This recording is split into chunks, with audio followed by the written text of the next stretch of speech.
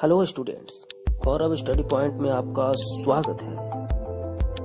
अगर आप हमारे चैनल पर नए हैं तो चैनल को सब्सक्राइब करें, बेल आइकन को ऑल करें और वीडियो पूरे एंड तक देखें।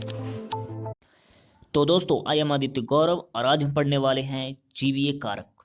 जीवीय कारक के बारे में आज हम पढ़ेंगे। पिछले वाले वीडियोज में हमने अजीवीय कारक में वायु परागन और जल परागन के बारे में पूरी कंप्लीटली पढ़ चुके थे।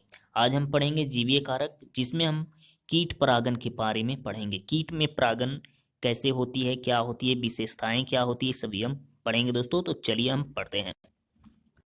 तो कीट परागन, कीट द्वारा परागन, कीट परागन, चलिए पढ़ते हैं। कीट के माध्यम से परागकणों को वर्तिकाग्र तक पहुंचना कीट परागन कहलाता है। कीट के माध्यम से परागकणों को वर्तिकाग्र तक पहुंचना कीट परागन कहलाता है। याद रखिएगा दोस्तों, कीट परागन सर्वाधिक महत्वपूर्ण साधन है। कीट परागन सबसे ज्यादा होती है, यानी कि कीट परागन जो है सर्वाधिक महत्वपूर्ण साधन है। चलिए आगे पढ़ते हैं दोस्तों। जिन पुष्पों में कीट परागन पाई जाती है उनमें निम्नलिखित विशेषताएं होती हैं। यानी कि दोस्तों, कीट परागित पुष्पों में निम्नलिखित विशेषताएं होती हैं। कैसी विशेषताएं होती है दोस्तों, देखिए। यह पुष्प रंग बिरंगे और आकर्षक होते हैं। जिनमें कीट परागन पाई जाती है वह पुष्प रंग बिरंगे और आकर्षक होते हैं ताकि कीटों को आकर्षित कर सके। जैसे दोस्तों, शलभ एक कीट है दोस्तों जो सफेद रंगों पर ज्यादा आकर्षित होते हैं। तितली लाल रंगों पर ज्यादा आकर्षित होते हैं तथा मधुमक्खी बैंगनी, नीले, पीले रंगों पर आकर्षित होते हैं। शलभ सफेद रंगों पर आकर्षित होते हैं, तितली लाल रंगों पर आकर्षित होते हैं और अब जो मधुमक्खी होते हैं वो बैंगनी, नीले और पीले रंगों पर आकर्षित होते हैं। तो याद रखिएगा दोस्तों, यह पुष्प रंग बिरंगे और आकर्षक होते हैं। कीट परागित पुष्पों की दूसरी विशेषताएं हैं दोस्तों, यह पुष्प गंध युक्त होती है, अर्थात इनमें सुगंध या दुर्गंध पाई जाती है। अब आप सोच रहे होंगे दोस्तों कि पुष्पों में दुर्गंध भी पाई जाती है। जी हाँ दोस्तों, कुछ जो पुष्प होते हैं वो सुगंधित होते हैं और कुछ दुर्गंधित होते हैं, यानी कि कुछ में जो सुगंध होता है वो बहुत अच्छा होता है और जिन कुछ पुष्पों में जो गंध होती है वो बहुत खराब होती है। तो भले ही मनुष्य को खराब लगती है लेकिन कीटों को बहुत अच्छा लगता है पुष्पों की गंध दोस्तों। तो इनमें सुगंध या दुर्गंध पाई जाती है। याद रखिएगा, कीट परागित पुष्पों में जो पुष्प होते हैं वो गंध युक्त होते हैं। तीसरा है दोस्तों, तीसरा विशेषता है, इनमें इनमें कीटों को बैठने के लिए उचित स्थान होता है। इनमें यानी कि इस पुष्पों में कीटों को बैठने के लिए उचित स्थान होता है। कीट परागित पुष्पों की चौथी विशेषता यही है दोस्तों कि इनमें मकरंद का निर्माण होता है। इनमें मकरंद का निर्माण होता है, अर्थात इनमें मकरंद पाई जाती है। इनमें मकरंद पाई जाती है, याद रखिएगा, ये चौथी विशेषता है। पांचवा विशेषता है दोस्तों, इनके दलों पर विशेष निशान होते हैं। इनके दलों पर एक विशेष निशान होता है जिन्हें मकरंद गाइड कहते हैं। क्या कहते हैं दोस्तों, मकरंद गाइड। कीट परागित पुष्पों के दलों पर विशेष निशान होते हैं जिन्हें मकरंद गाइड कहते हैं। मकरंद गाइड कीटों को मकरंद तक पहुंचाने में मदद करते हैं। मकरंद गाइड क्या करते हैं दोस्तों, कीटों को मकरंद तक पहुंचाने में मदद करते हैं, सहायता करते हैं। एग्जाम्पल में बायोला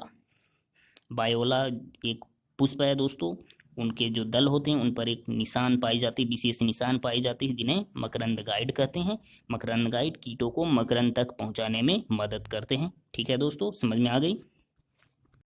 दोस्तों, जो मधुमक्खी होते हैं, मधुमक्खी परागकण तथा मकरंद दोनों के लिए पुष्पों पर आती हैं। मधुमक्खी परागकण तथा मकरंद दोनों के लिए पुष्पों पर आती हैं। याद रखिएगा, मधुमक्खी जो होती है ये भी एक कीट होती है दोस्तों, जो परागकण पुष्पों पर क्यों आती हैं, परागकण और मकरंद दोनों के लिए पुष्पों पर आती हैं। जबकि सभी जो कीट होते हैं और जो कीट पाए होते हैं दोस्तों वो पुष्पों पर आते हैं सिर्फ मकरंद के लिए, क्योंकि मकरंद एक भोजन है, कीटों को बहुत अच्छा भोजन है दोस्तों मकरंद, इसीलिए वो पुष्पों पर आते हैं। लेकिन जो मधुमक्खी होते हैं वो परागकण और मकरंद दोनों के लिए आते हैं। तो ये समझ में आ गई दोस्तों।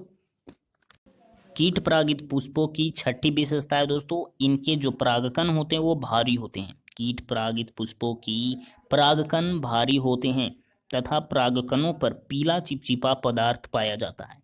पीला चिपचिपा पदार्थ पाया जाता है, याद रखिएगा। इनमें परागकण वायु परागित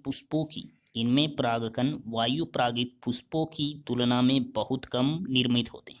इनकी सातवीं विशेषता क्या है दोस्तों? इनके जो परागकण होते हैं वायु परागित पुष्पों की तुलना में बहुत कम निर्मित होते हैं, यानी कि इनमें परागकण बहुत कम निर्माण होता है, जबकि वायु परागित पुष्पों में बहुत ज़्यादा मात्रा में परागकण निर्मित होते हैं दोस्तों, और इनमें बहुत उनसे कम होते हैं। ठीक है, अब अगला विशेषता है दोस्तों कीट परागित पुष्पों की वर्तिकाग्र भी खुरदरी और चिपचिपी होती है। कीट परागित पुष्पों की वर्तिकाग्र भी खुरदरी और चिपचिपी होती है, जिसकी वजह से उस पर परागकण आसानी से चिपक जाते हैं। तो ये हो गया दोस्तों आठवीं विशेषता। कीट परागित पुष्पों की आठवीं विशेषता क्या है? वर्तिकाग्र भी खुरदरी और चिपचिपी होती है, जिसकी वजह से उस पर परागकण आसानी से चिपक जाते हैं। तो जिन पुष्पों में कीट परागन होती है उनके सामान्य उदाहरण है दोस्तों साल्विया, अंजीर, यूका आदि।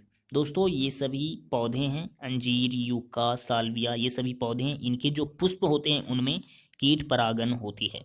तो दोस्तों आज बस इतना ही। अगले वीडियोज में हम पढ़ेंगे कि कीट परागन होता कैसे है, और ये तीनों पौधे के बारे में पढ़ेंगे कि इन तीनों पौधे में कीट परागन कैसे होती है। तो आपको अच्छी तरह से समझ में आ जाएगा कि कीट परागन है क्या। तो चलिए दोस्तों आज बस इतना ही। अगले वीडियोज में हम कीट परागन कैसे होती है पढ़ेंगे। और अगर आपको ये वीडियो अच्छा लगा हो तो लाइक कीजिए, दोस्तों में शेयर कीजिए, और हमारे चैनल को अभी तक सब्सक्राइब नहीं किया तो हमारे चैनल को सब्सक्राइब जरूर कर लीजिए, बेल आइकन को ऑल कर लीजिए ताकि आने वाली वीडियोज़ की अपडेट आपको सबसे पहले मिले। अगर आपको कुछ पूछना है तो कमेंट कीजिए। मिलते हैं दोस्तों अगले वीडियोज़ में।